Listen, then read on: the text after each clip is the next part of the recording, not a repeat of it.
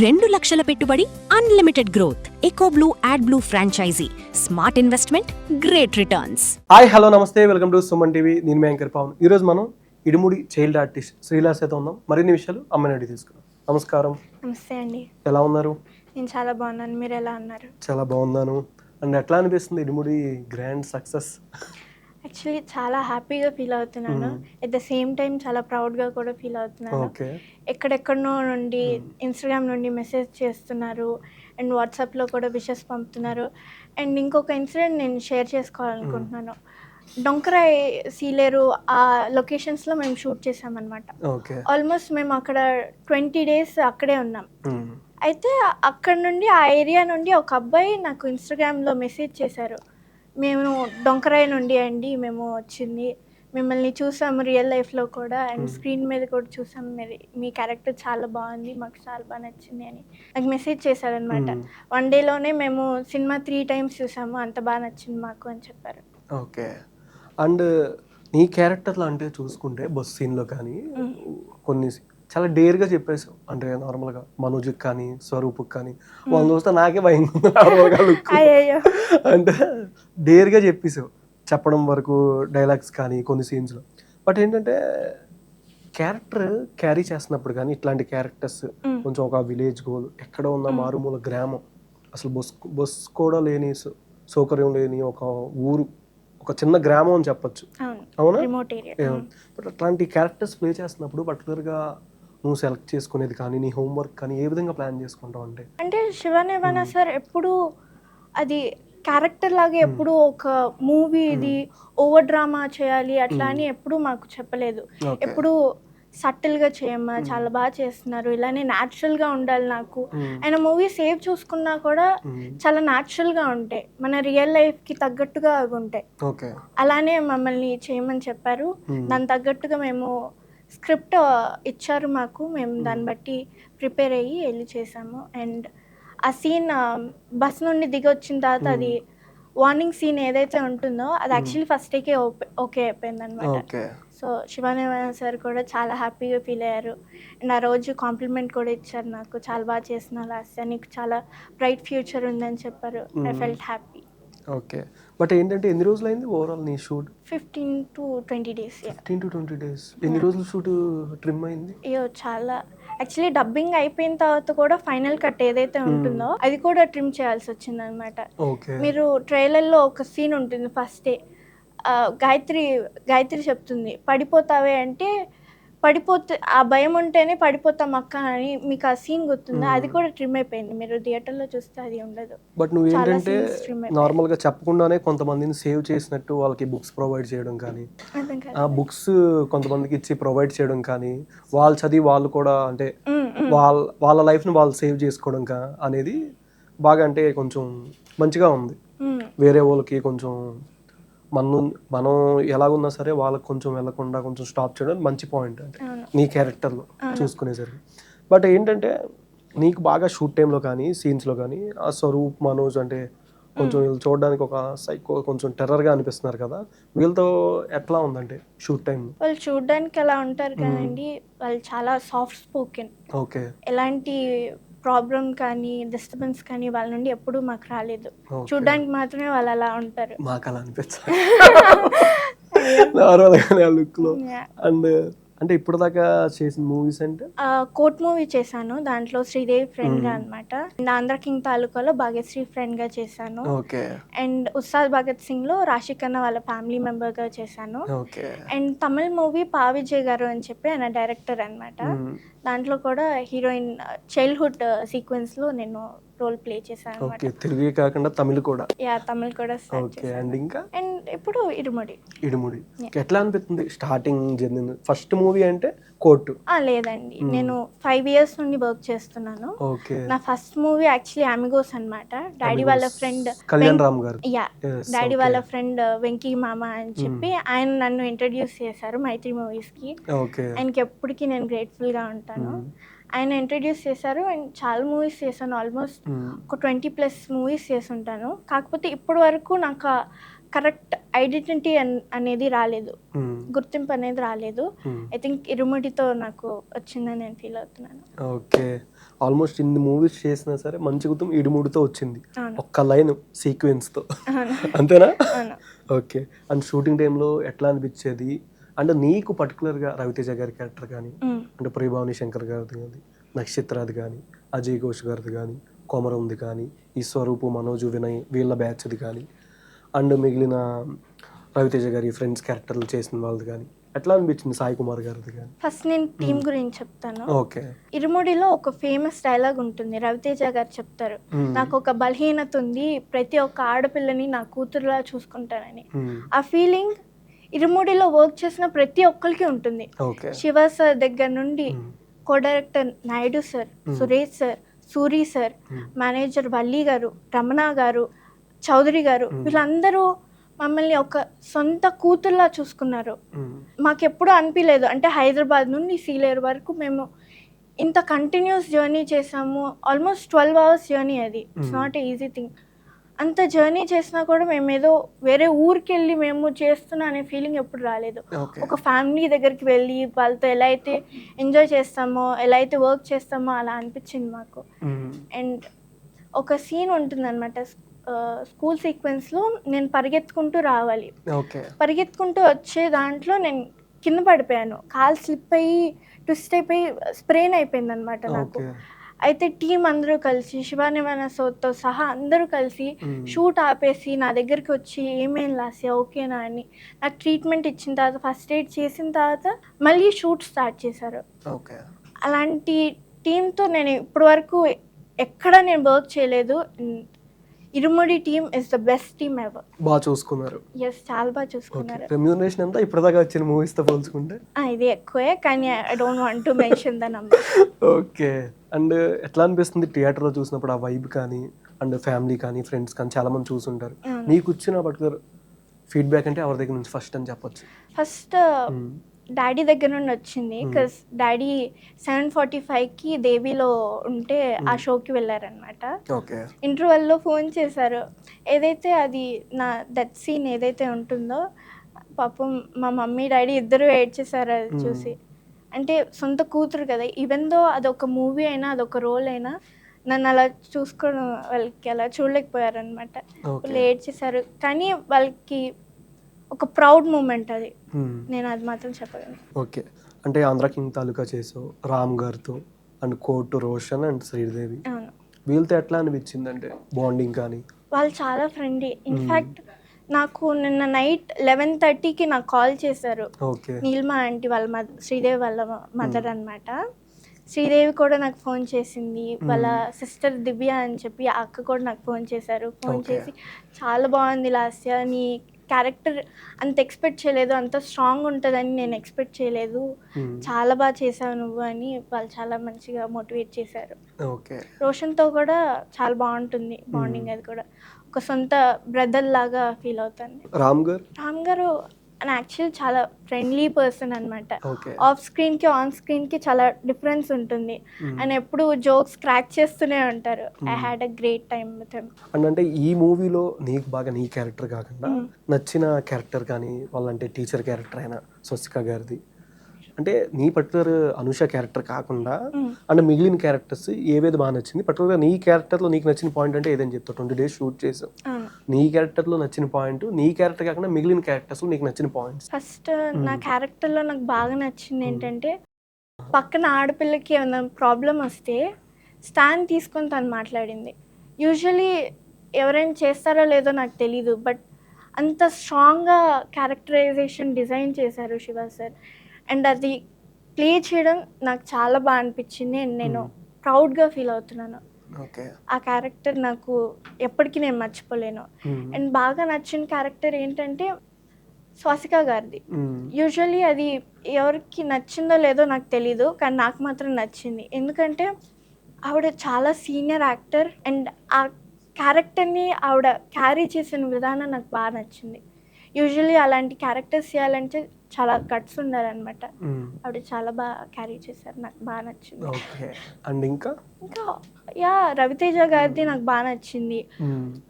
Father and daughter ఏదైతే ఆ bonding ఉందో, అంటే మన ఇంట్లో ఏదైతే జరుగుతుందో మన మన నాన్నతో ఎలా అయితే మనం బిహేవ్ చేస్తామో అలానే నాకు అనిపించింది థియేటర్లో ఓకే. చూసి. అంటే నార్మల్‌గా ఇప్పుడు మూవీ వైస్ సెలక్షన్ అంతా నీదా? లేదా ఫాదర్ అండ్ మమ్మీదే అండ్ డాడీదేనా?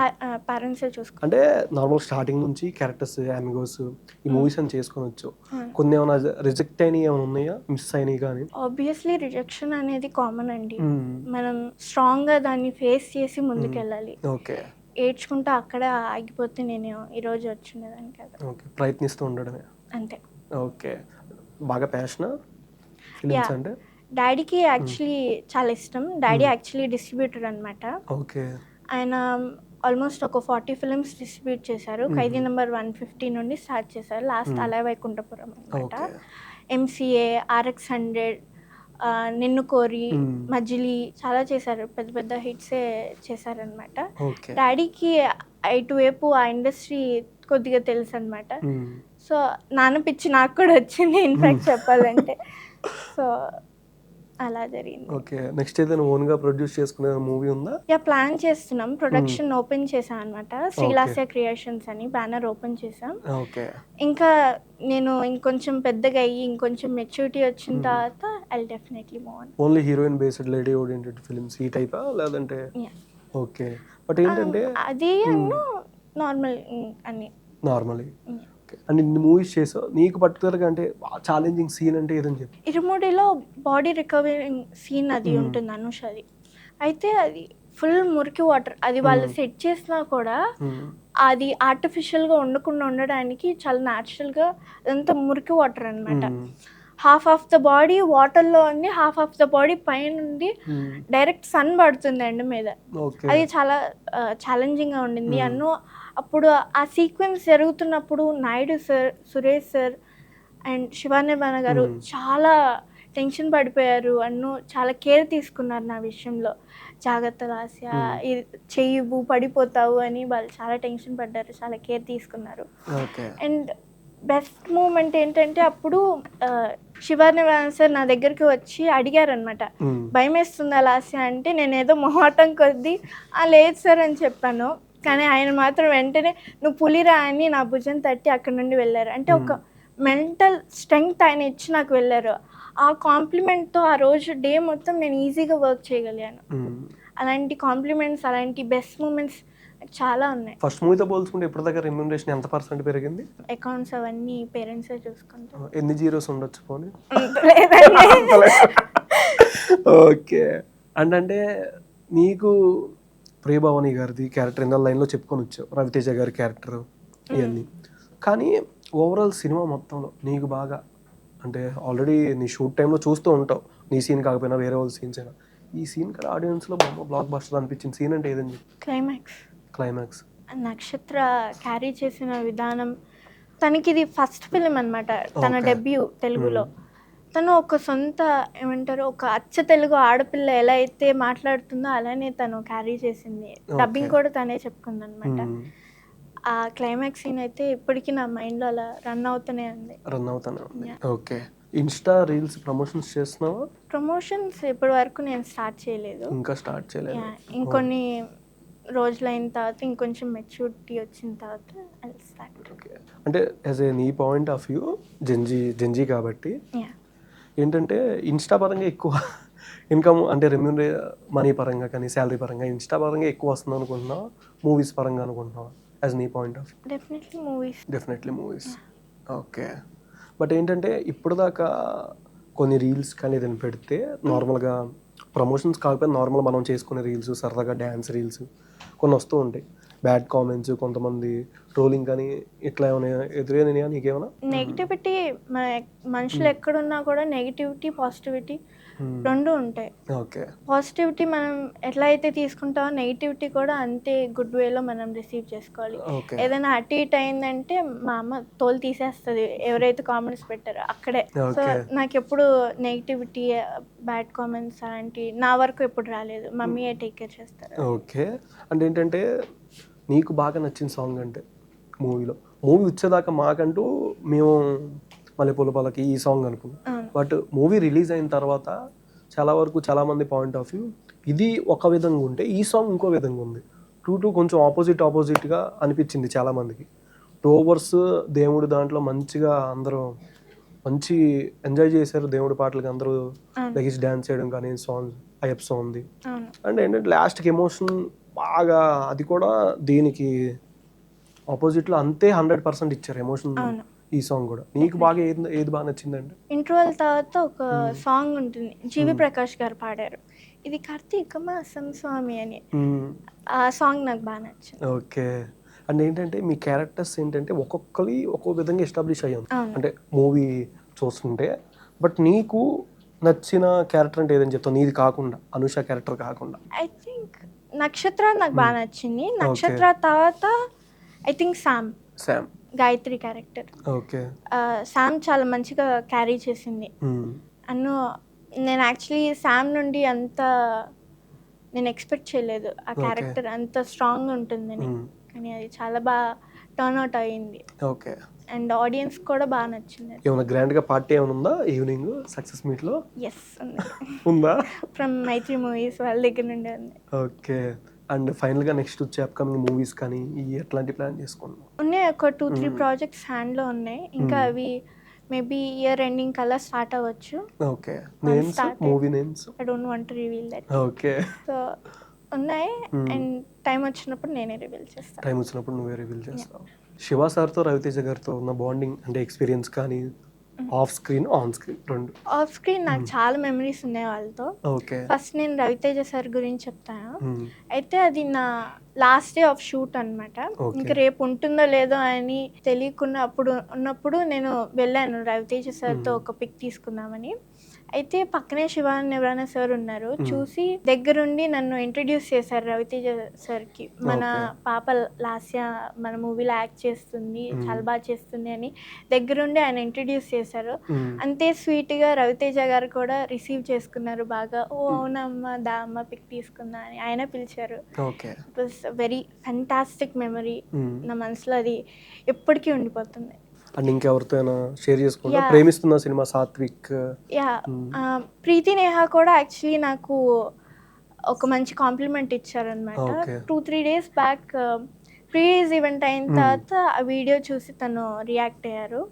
అయితే I'm so excited for you last ఎరుముడిలో చూడడానికి నేను చాలా బాగా ఫీల్ అవుతున్నాను, అండ్ ప్రౌడ్ ఫీలింగ్ ఉంది నాకు కూడా అని చెప్పి తను ఇన్స్టాగ్రామ్లో మెసేజ్ చేశారు. వాళ్ళు నాకు చాలా క్లోజ్ అనమాట.